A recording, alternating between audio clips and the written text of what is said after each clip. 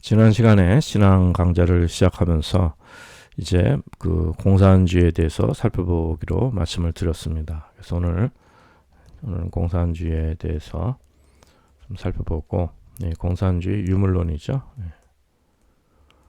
우리 믿음 바른 신앙에 비춰서 이것이 뭐가 잘못됐는가, 이것에 대한 실패입니다. 이들이 뭐 잘못된 것에 대한 이걸 돌이켜보고, 그런데 이런 것들이 현대까지 영향을 미치고 있습니다.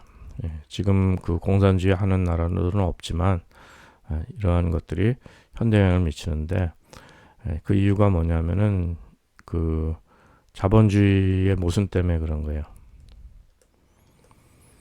그러니까 공산주의가 생겨난 것이 자본주의의 모순 때문에 생겨난 것인데, 그래서 현대까지 영향을 미치고 있는 것입니다. 저희들은 신앙의 관점에서 이것이 좀 도움이 되시기를 기도드리고, 저도 예수 그리스도의 복음으로 거듭나서 진리 생명 얻은 것, 하나님 말씀, 성령님으로 거듭난 것이 얼마나 감사한지 모릅니다.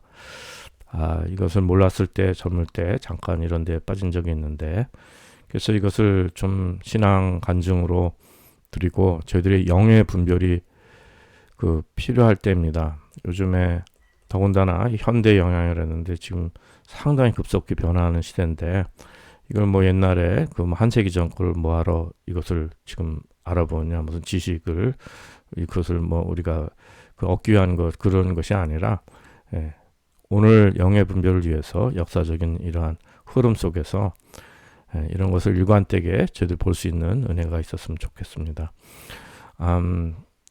오직 저도 이제 인지 기능이 많이 약해지는 것 같고요. 이제 나이가 점점 들어가면서 삶을 또 정리해야 될 것 같은데, 혹시 하나님께서 이렇게 혹시라도 이렇게 듣는 분들 여기 영향을 받아서 바른 신앙을 가지고 진리 생명 영의 분별을 있는데 제가 이렇게 쓰임 받았으면 그것이 제일 큰 소원입니다. 그래서 이렇게 좀 형식이 없이 그냥 이렇게 행하는데 이해해 주시고, 주님께서 허락하신 분들에게 은혜가 있으시기를 기도드립니다. 공산주의를 이렇게 본다면 먼저 알 사람이 마르크스입니다. 마르크스라고 하고 막스인데, 막스의 이 제일 유명한 것이 자본론이죠.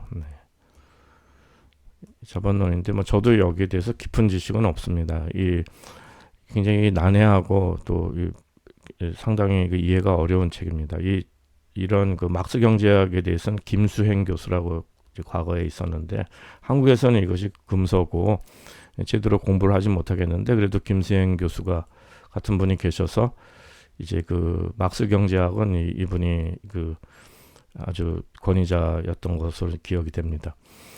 그런데 이제 뭐 이것을 제가 전공해서 이걸 설명드리는 것이 아니고, 저희들의 신앙과 현대의 영향 속에서 우리 그리스도인들은 반드시 알아야 될 기본적인 요소들이 있습니다. 이제 그런 요소들을 그걸 말씀드리기 원합니다. 저도 젊었을 때는 좀 심각하게 뭐 여러 가지 생각도 많이 해보고 또 이 공부도 좀 해본 기억이 있는데, 그런데 이제 그런 것들은 다 없어지고 이제 나이가 들어가면서 실질적으로 어떤 우리가 영의 분별로 어떤 원리와 어떤 삶에 대해서 어떻게 우리가 이렇게 분별력을 가지고 살아가야 되는가, 이제 그것만 이제 남게 되는 것입니다. 그래서 두 가지만 간단하게 이게 말씀드리고 싶은데, 이거는 뭐 사실 옛날에 운동공 학생들이 소위 의식화 교육할 때 중점적인 내용이기도 한데, 이제 이것이 의식화를 필요한 것이 아니라, 이것이 필요한 것이 아니라 저희들이 오늘 저희들의 그리스도인의 믿음, 바른 신앙을 위한 이제 그것을 말씀드리는 것입니다. 첫째는 막스의 자본론, 막스가 아니라 여기 또 엥겔스가 있겠죠. 막스, 엥겔스. 그래서 막스는 1권을 줬고요. 엥겔스가 2, 3권을 줬기 때문에 되게 막스, 엥겔스로 얘기합니다. 그리고 출판은 또 다른 사람이었어요. 그러니까 이 자본론이 어쨌든 이 핵심이 그 이렇게 현대의 영향과 저희들이 오늘 필요한 이런 것이 남은 것을 좀 정리해서 간단하게 두 가지만 말씀드리고 싶은데, 첫째는 뭐냐면은 생산수단의 사유화입니다. 이게 좀 뭐 무슨 복잡한 말 같은데, 경제 용어 같은데, 이건 좀 쉽게 좀 설명을 드렸으면 좋겠어요. 생산수단의 사유화, 이걸 개인이 하는 것이, 이게 생산자의 사유화가 이게 자본주의거든요. 이게 이 모순을, 이 자본주의의 생산자의 사유화를 극복해서 이거를 공유하는 것이 공산주의입니다. 생산수단을 공유하는 것이 공산주의의 그 가장 그 기초입니다. 생산수단의 공유화. 이 공유하는데 이것을 나라가 하고, 또 이제 여기 독재 있는데, 이 프롤레타리아 독재는 위임 독재입니다. 그러니까 그 무산계급들이, 우리는 뭐 배우지도 못하고 가진 것도 없으니까 독재자를 위임해서, 지도자죠. 그래서 우리들에게 다 공평하게 다 나누어 주시오.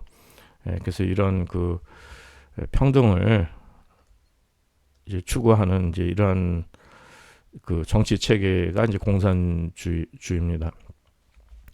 그리고 이제 그 두 번째로는 이제 그 소외, 인간 소외 개념인데, 특별히 그 노동으로부터의 소외 그 개념을 살펴보고, 그 다음에 이제 여기에서 돈의 역할, 화폐의 돈의 이 가치와 역할이, 이 돈의 가치에 대해서 좀 살펴보도록 하겠습니다.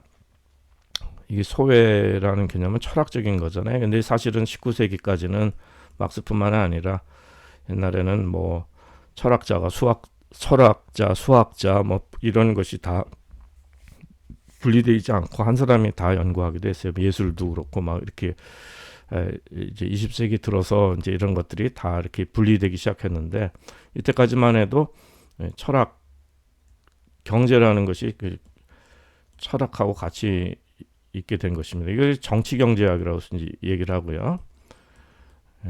또 혹은 거시경제, 여기에 반해서 이제 미시경제, 뭐 이제 뭐 현대 이제 이렇게 자본주의 경제학도 뭐 여러 가지 경제학들이 있지만은, 이렇게 그 19세기 이 막스 자본론 중심으로 하는 걸 이게 정치경제학을 거시경제라 이렇게 얘기합니다.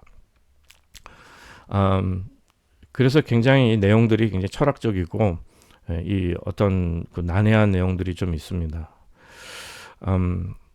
그래서 이제 이 두 가지를 이제 볼 텐데, 생산수단의 사유화를 먼저 잠깐 설명을 드리면, 그 봉건제 사회에서 자본주의 사회로 넘어가는 그 이걸 설명드릴 수밖에 없습니다. 그러니까 막스는 이 역사에 이런 제도를 5가지로 봤거든요.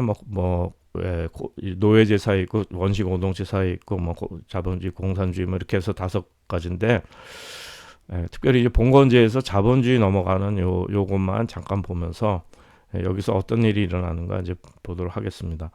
봉건제 때는 영주가 있지 않습니까? 봉건 영주가 있으면은 이렇게 영주의 그 소유, 그 영주의 그 관할 소유가 있지 않습니까? 그러면 영주가 소장농들에게 이쪽에서 땅을 줘서 여기 집도 짓게 하고, 또 뭐 가축도 키우게 하고, 또 논밭 뭐 이렇게 해서 다 이렇게 삶의 터전을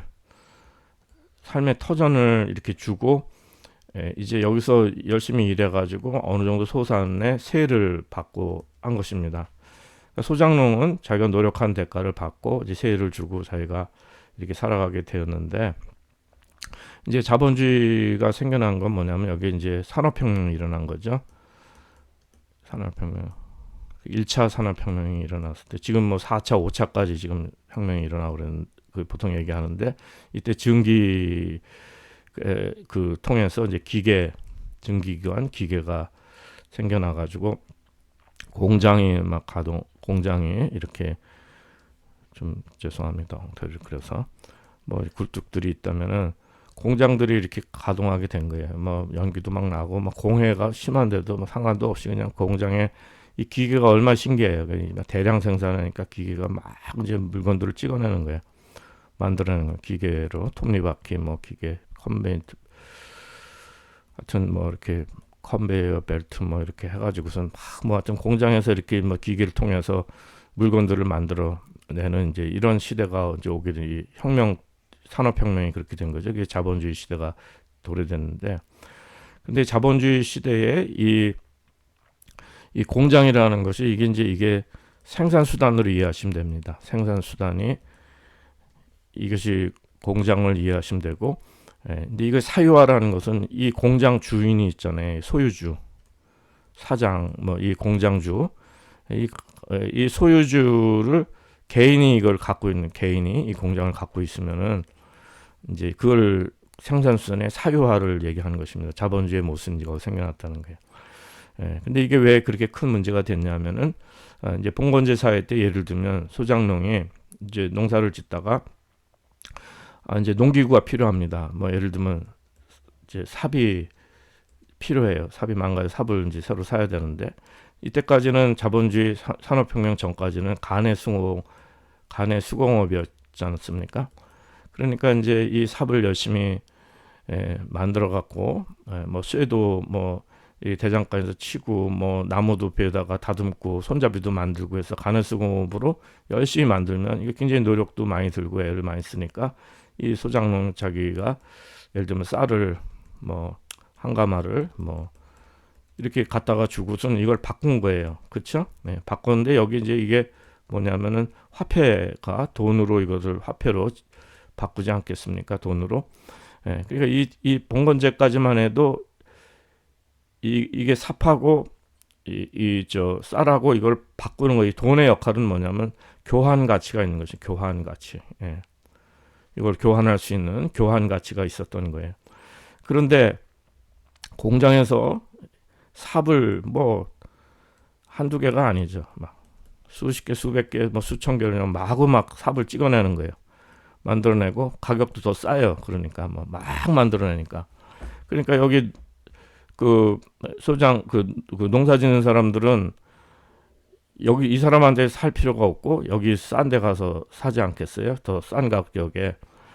그러니까 이 간헐 숭어업자들은 이제 다 망해버리는 거죠. 여기 대량 생산하고. 이거 판 사람들은 이 여기에 된 이익은 누가 가져갑니까? 이거는 전부 다 소유주가 생산 수단을 가진 사람이 그 가져가게 되고, 이 공장을 돌리는 데는 사람이 필요하면 이제 이거는 노동자들을 고용해 가지고선 임금을 주고선 이제 그 공장을 돌리게 하고, 이 사람은 뭐 최소 비용을 주고 이렇게 돈을 많이 벌게 되는 거예요. 자, 그러면 간헐성업에서 망한 사람들은 아무것도 가진 게 없잖아요. 그러니까 이 사람들은 쫓겨나서 이렇게 도시 빈민이 되는 거예요. 빈민, 무산계급이랍니다. 무산계급. 프롤레타리아는 의미가 무산계급인데 뭐 이미 다 잘 아시는 분도 계시겠지만은 이 무산계급이라는 것이 프롤레타리아인데 그 무산계급이 생겨나게 된 거예요. 이런 사람들이 다 도시로, 이게 도시라는 게 사실은 이 가난한 사람들, 무산계급들이 모인 곳이, 이 빈민들이 모인 곳이 그 영국도 그렇고 이게 도시가 그렇게 형성된 겁니다. 무산계급들이. 여기도 마찬가지겠죠. 이렇게 봉건제 사회에서도 이제 이것이 이제 자본주의 형식으로 이거를 운영을 하게 되면 여기도 가지 못한 사람들은 농토에 다 쫓겨나가지고 다 도시 빈민이 될 수밖에 없어요. 이 수많은 사람들이 이렇게 아무것도 가지 못한 사람들이 공장 가진 사람 한 사람이라면 대다수의 사람들은 다 이게 쫓겨나서 무산계급이 된 거고, 근데 이제 사실 이 사람들은 뭐 농노라든지 노예라든지 이렇게 해서 하층 계급입니다. 하층 계급. 당시 이 사람들이 이렇게 삶의 터가 있었지만 다 쫓겨나 버린 거예요. 아무것도 없어요. 근데 이런 사람들이 또 공장에 또 다 취직이 돼서 먹고 살고 생존하는 게 아니라 워낙 많은 사람들이 나니까 이거 산업 예비군들이 이렇게 많아진 거예요. 실업 아무것도 가지도 못하고 일단 생존해야 되는데, 근데 공장에서 공고를 내서 우리 회사에서 몇 사람 뽑습니다 해서 여기 일하십시오 하면은 산업 예비군들이 이렇게 많으니까 최소 비용, 최저임금을 줘도 너도 나도 하겠다는 거예요. 예. 지금이야 또 많이 이런 것이 사회적으로 어떤 장치가 돼서 보장이 돼 있지만, 옛날에는 그러니 뭐 너도 나도 하겠다 그러니까 더 싼 가격에 쓰지 않겠습니까? 그러니까 이 소유주는 최소 비용을 쓰고 삽은 마구 만들어내서 여기에 대한 모든 이익들은, 막대한 이익과 부는 이 소유주 개인이 독점을 하게 된 거죠. 그래서 공산주의 혁명이라는 것은 이 무산계급들이, 이 프롤레타리아 무산계급들이 지도자를 세워가지고, 리더를 세워서 혁명을 일으켜가지고 이 사람들이 부를 이게 불법으로 소유했다, 이거 착취해가지고, 노동자 착취해서, 이 사람들 나쁜 사람들이다, 이 사람들이 나쁜 사람들이다 이거죠. 그래서 이 사람들을 엎어가지고 이 가진 자들을 부르주아라고 하지 않습니까? 이 사람들을 엎어가지고선 이 무산계급이 혁명을 일으켜서 이 공장을 공유화하는 거예요. 공유화. 나라에서. 그래서 나라에서 이 공장을 다 공유화해가지고 여기서 노동자들이 다 일한 것들을 또 노동자들이 또 다 가져갈 수 있게끔 다 이렇게 이익과 노동과 이게 그 분배가, 이것이 다 개인이 다 가져가는 게 아니라 다 공동 분배가 이루어질 수 있도록 한 것이 이제 이것이 공산주의의 사상이고 이념인데, 이게 굉장히 단순해 보이고 쉬울 것 같은데 이 사람이 이렇게 쉬운 게 아니지 않습니까? 그래서 이 공산혁명은 사실 실패할 수밖에 없는 것인데, 그런데 이제 이게 당시에 그 저번에 시간에 말씀을 드렸지만은 그 1900년 이거 1945년이면 1, 2차 대전이 있었다고 말씀드렸죠. 근데 1차 대전 시작되고서 나고 얼마 안 돼서 그 러시아에서 소위 볼셰비키 혁명이 일어났습니다. 볼셰비키란 다수당이라는 뜻인데, 이 무산계급들이 당시 러시아 제정 러시아를 그냥 엎어버린 거예요. 그래서 여기 그 리더가 레닌이라는 사람입니다. 그래서 이 레닌은 이 마르크스주의를 따른 거잖아요. 그래서 막스 레닌주의라고 합니다. 레닌은 그냥 실천가예요. 행동가고 혁명가죠. 예. 그러니까 레닌이 마르크스 사상을 가지고, 사상의 배경으로 레닌, 그래서 막스 레닌주의라고 얘기하는 거예요. 그래서 근데 이렇게 무산계급들이 일어나는데 러시아에만 무산계급이 있는 것이 아니라 당시 유럽에 그 뭐 소수민족들도 있고 뭐 여러 사람들의 무산계급 그 하층계층들이 너무도 많았습니다. 그렇지 않겠어요? 사실은 한국도 사실 과거에 조선 그 시기만 해도 양반은 뭐 10%도 안 되고 다 그냥 이렇게 뭐죠? 다 그 글도 못 읽고 이런 사람도 너무나 많고, 이렇게 노예 계급이 그렇게 한국도 많았었지 않습니까? 이런 것처럼 러시아가 아니라 유럽도 무산계급들이 많은데, 이 유럽의 이 무산계급들이 다 들고 일어나서 유럽을 휩쓸었어요, 공산주의가. 그래서 이제 소련이 탄생한 것입니다.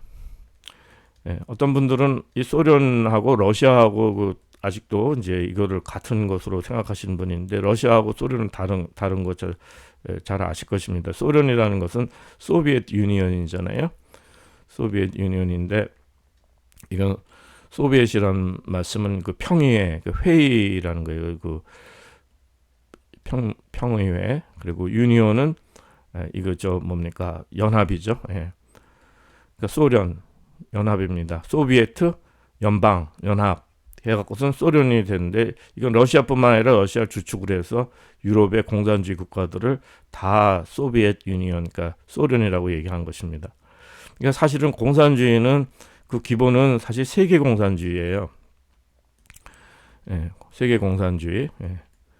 이게 이제 무산계급들이 다 단결해서 있는 사람들을, 어떤 기득권을 가진 게 아니라 이제 무산계급들, 하층계급들, 이런 사람들이 혁명을 일으키기 때문에 이렇게 유럽에 큰 영향을 미치고 소련이 탄생하게 됐는데, 이 세계 공산주의의 그 유명한 사람 그 트로츠키 말씀, 제가 그 우크라이나 거기 그 저기 신앙 강좌 그때 트로츠키 말씀 드렸습니다.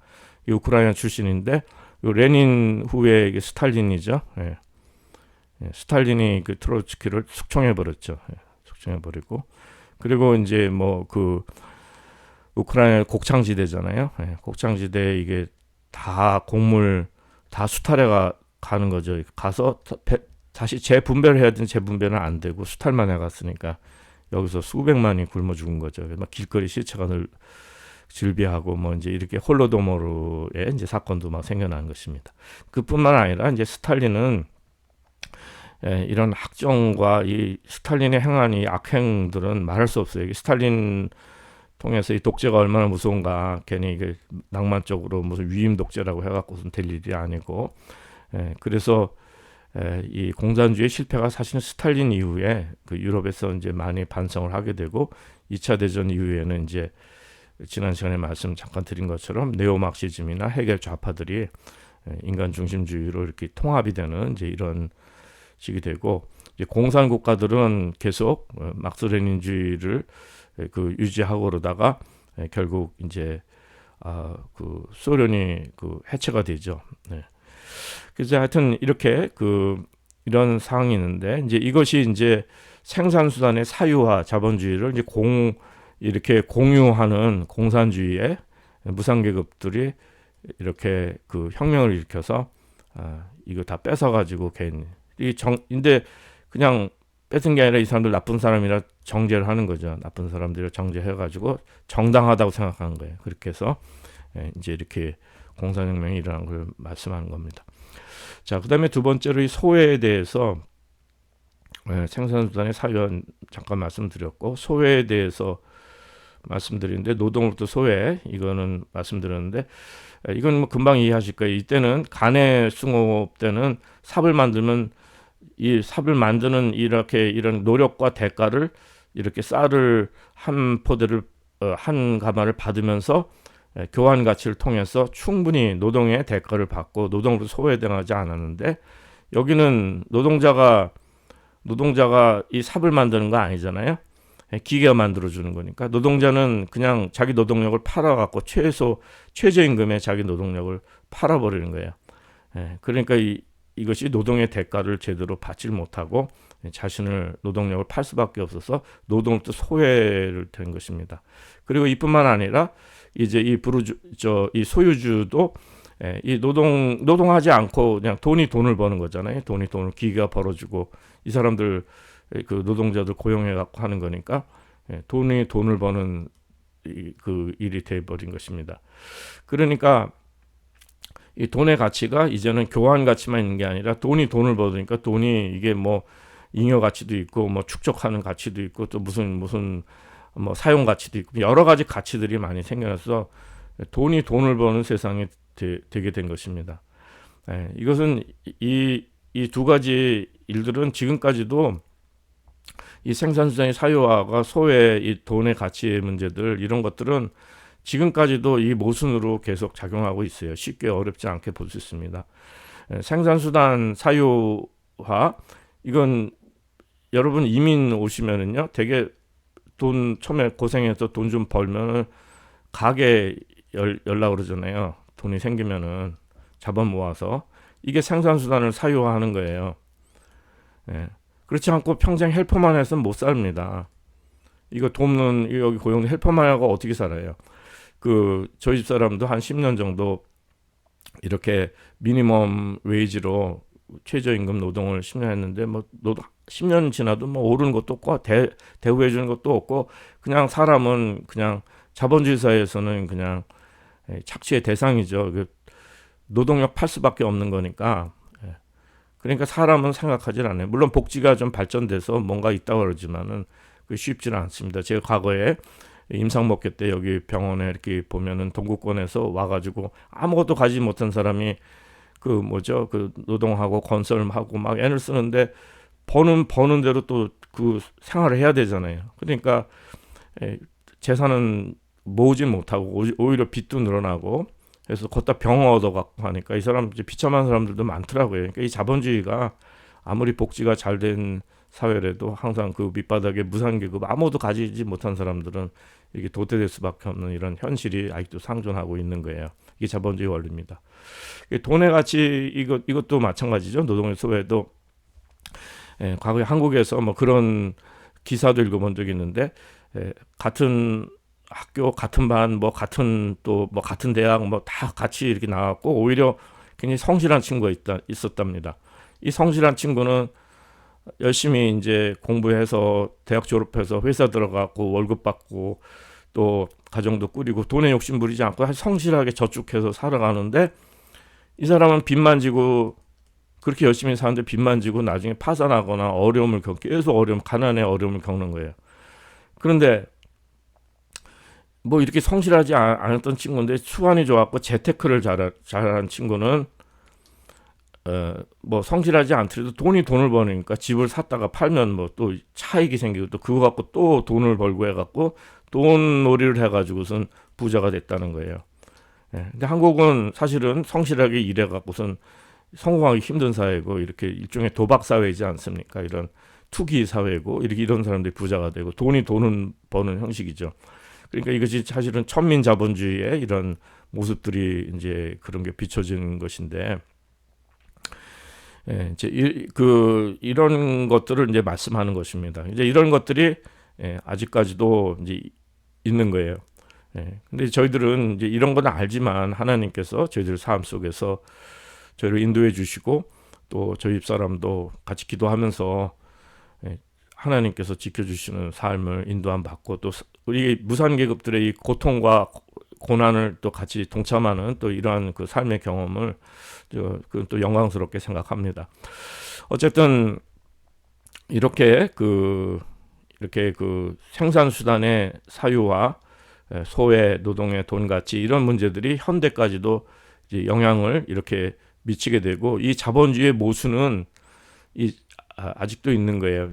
그러기 때문에 이거를 하나님께서 허락하신 자본주의가 아주 최고의 제도다, 옳은 제도다, 공산주의는 무조건 마귀의 악한 제도다 이렇게 생각하셔서는 안 되고 공산주의의 마귀가 역사하는 건 사실입니다. 무신론이기 때문에 그렇죠. 유물론이기 때문에 이건 정말 잘못된 것이고 그러나 자본주의도 성경에 이 돈을 벌고 인간이 소외가 되고 이런 부분들은 저희들이 그거는 정당화될 수가 없는 것입니다.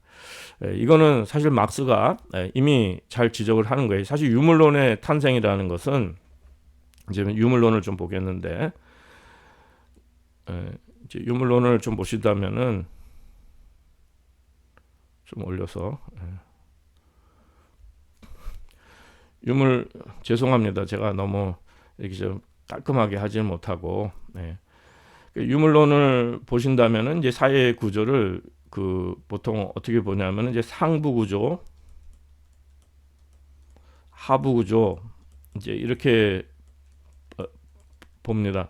이 상부 구조라는 건 뭐냐면은 무슨 법이라든지 교육이라든지 정치라든지 무슨 종교, 신앙, 무슨 이런 것들이 다 정신, 사상 이런 것들은 다 상부 구조예요. 하부 구조는 무엇입니까? 이거는 이제 막스가 본 거는 이제 생산력과 생산 관계인데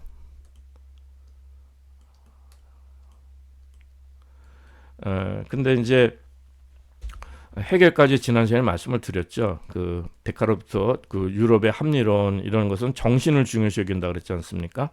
그래서 정반합을 통해서 이런 그 변증법적으로 절대 정신을 향해 가는 것이 헤겔 사상이에요. 이걸 본질로 본 거예요. 그러니까 이 상부 구조를 중요시 여기는 사람, 이걸 본질로 보는 사람들은 어떻게 생각합니까? 예를 들면은 성경에 가치관이 있다. 가치관이 있으면은 이것을 실천하고 형성하는 것이 사회고 경제, 현실적인 것들이 이러한 그 성경적인 가치관으로 형성이 된다. 이것을 말씀하는 거죠. 법과 질서와 교육과 정치와 이런 모든 것들이 그러니까 이성을 소중하게 여기고 정신을 소중하게 여기고 생각을 소중하게 여기는 거예요. 생각을 바른 생각에서 바른 실천이 나온다고 생각하는 거죠. 그런데 막스는 이걸 다 뒤집어 엎었습니다. 그러니까 생산력과 생산관계를 이걸 토대로 보는 거예요. 이게 본질이에요. 유물론이 그래서 이게 유물론의 핵심입니다. 이게 토대, 이게 본질이 되는 거예요. 무슨 말씀이냐면은 이거를 지적하기를, 예를 들면은 고대 그 노예제 사회가 있잖아요.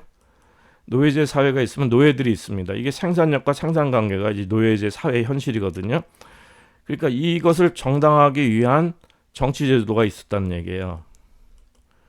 이것을 합리화하고 이걸 운영하기 위한 봉건제도 마찬가지고요. 이런 제도의 이런 생산력과 생산 현실적인 것들을 이렇게 그걸 다스리는 이런 제도들이 있고 법, 교육, 정치가 있었다는 거예요. 자본주의도 마찬가지입니다. 자본주의도 이런 생산력과 생산관계, 생산수단을 사유화하고 개인이 돈을 많이 벌고 막 이런 걸 정당하기 위해서 이념을 내세우는데 자유민주주의라고 하지 않습니까? 이 자유민주주의 뜻이 무엇입니까? 자유, 개인의 자유. 내가 돈을 많이 벌든 적게 벌든 생산 수단을 내가 개인이 갖든 뭐 공장을 10개 갖든 100개 갖든 자유란 얘기예요. 그러니까 이런 자본주의의 이 모순과 이런 것들을 옹호하기 위한 이념이 있고, 종교도, 기독교도 이렇게 보는 게 막스는 기독교도 이런 자본주의를 옹호하기 위한 종교로 이렇게 본 겁니다. 근데 저도 전부터 여기에 빠져가지고 참 이 기독교의 위선, 교회의 위선, 말은 뻔질하게 하잖아요. 그런데 실제적으로는 이 자본주의 원리가 옹호가 되는 거, 이제 특히 막스 베버 같은 거 굉장히 비판하고 그랬는데 그건 좀 말이 좀 너무 많아서 죄송합니다. 어쨌든 이렇게 이는 하부 구조를 중요시 여기는 거예요. 그러니까 교회 강단에서 무슨 사랑 외치는 거 말만 외치면 뭐예요? 이거 아무 헛된 말이잖아요. 그래서 이런 관념적인 것들은 다 반대합니다. 빵을 달라 이거예요. 빵을 실제로 주고 실천을 해야 되잖아요. 사랑을 실천하고 잘 살게 해주고, 이렇게 지금 말로만 사랑하면, 성경에도 뭐 말로만 따숩게 하라 뭐 하라 이게 다 소용이 없는 거잖아요. 실제로 해줘야 되는 거잖아요. 이게 막스는 이런 걸 얘기한 겁니다. 그래서 사물의 그 토대는, 이 본질은 물질이다, 유물이다. 그리고 관념이라는 것은 이건 다 거의 그 허위 의식에 속하는 거라고 본 거예요. 네. 그러니까 이런 것들을 그 실질적인 이런 생산력과 생산관계 토대고, 이것을 합리화하고 이걸 뒷받침, 여기서 나온 것이 이제 법, 교육, 정치, 경제, 사상이 거꾸로 본 겁니다. 그래서 이게 유물론이에요. 이게 유물론이 생긴, 그래서 물질만이 영원하고 물질이 본질이에요. 영원. 이미 여기 그 관념론을 말씀드렸죠. 정신이 영원하고 정신이 본질로 말씀드렸는데, 여기 이제 물질로 보게 되고 아주 실증적이고 실천적인 그 사상을 가진 것입니다. 그래서 막스 레닌주의라는 것은 이런 유물론에 이게 실천적이고 실증적이고 물질적이고 현실적인 것, 이제 이런 걸 가지고선 이제 그 레닌이 혁명을 일으킨 거죠. 관념이 아니라. 그래서 이 그 막스주의자들은, 막스 레닌주의자들, 그 유물론자들은 이 정신적인 유의 같은 거, 관념론 이런 것들을 신뢰하지 않고 이런 걸 굉장히 비판합니다. 그러니까 하나님도 그냥 인간 객관의 반영이라는 그 포에르 바하 같은 사람에게 영향을 받아가지고 종교를 믿지 않아요. 그 무신론이죠, 무신론. 현실에 보이는 세계만 믿는 이제 이건 이제 나중에 또 말씀을 드리겠습니다. 그래서 이제 여기까지 일단은 좀 말씀을 드리고, 제가 좀 잠시 쉬었다가 계속 하도록 하겠습니다.